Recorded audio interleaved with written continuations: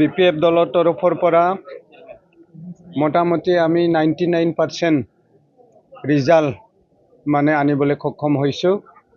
মাত্ৰ আমাৰ মানে পৰ্বতজোৰাটোত আমি এটা সিটত ৮,০০০ মান ভোটৰ ব্যৱধানত হাৰিছে।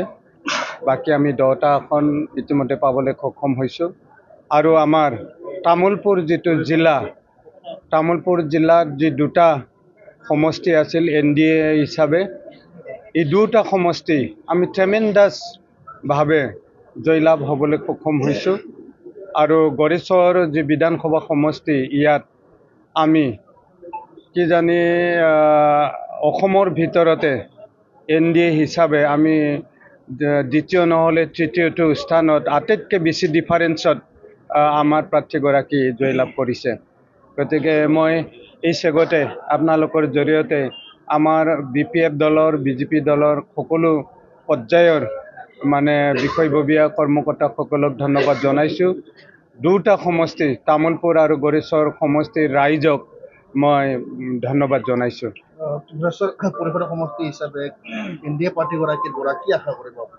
আমি বহুতেই আশা কৰিছোঁ বিধায়কজনৰ পৰা।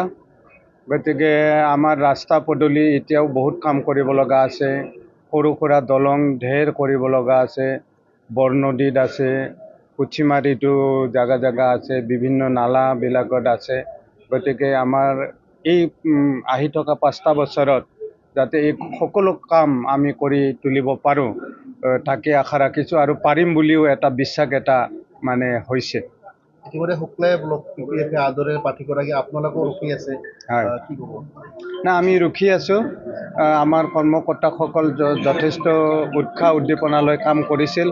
আৰু প্ৰাৰ্থীগৰাকী বিধায়কে হ'ল, তেওঁ একবাৰ আমাক দেখা দিয়াটো মানে যথেষ্ট প্ৰয়োজন, কৰ্তব্য এটা তেখেতৰ। গতিকে তেওঁ ইয়াত আহি উপস্থিত হ'ব বুলি ইতিমধ্যে আমি গম পাইছোঁ। গড়েশ্বৰ ষ্টেট BJP কাৰ্যালয়ৰ এৰিছে আৰু ইয়াত খন্তেক পিছতে এই স্থান আহি পাব বুলি আমি গম পাইছোঁ BPF কাৰ্যালয়লৈকে।